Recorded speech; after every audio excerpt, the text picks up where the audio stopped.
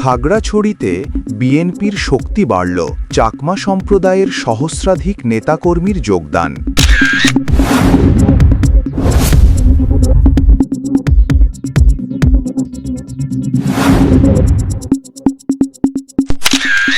খাগড়াছড়ি ২৯৮ আসনে ধানের শীষের পক্ষে তৃণমূল পর্যায়ের চাকমা সম্প্রদায়ের বিশিষ্টজনসহ প্রায় ১,০০০ নেতাকর্মী বাংলাদেশ জাতীয়তাবাদী দলে বিএনপিতে যোগ দিয়েছেন।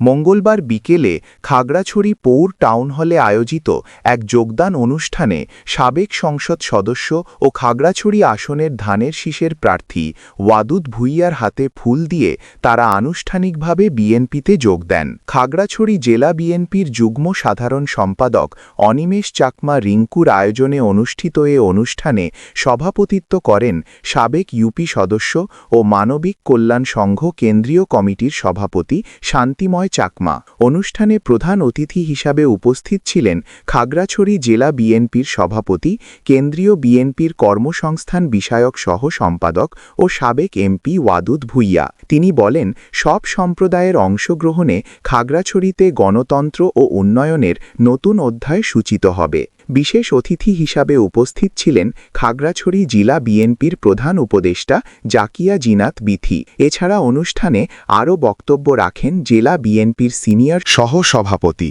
প্রবীণ চন্দ্র চাকমা ও মহিলা দলের সভাপতি কুহেলি দেওয়ান। নবযোগদানকারীরা জানান, পাহাড়ি অঞ্চলের অধিকার, উন্নয়ন ও শান্তির প্রশ্নে বিএনপির রাজনৈতিক দর্শনে অনুপ্রাণিত হয়ে তারা দলে যোগ দিয়েছেন।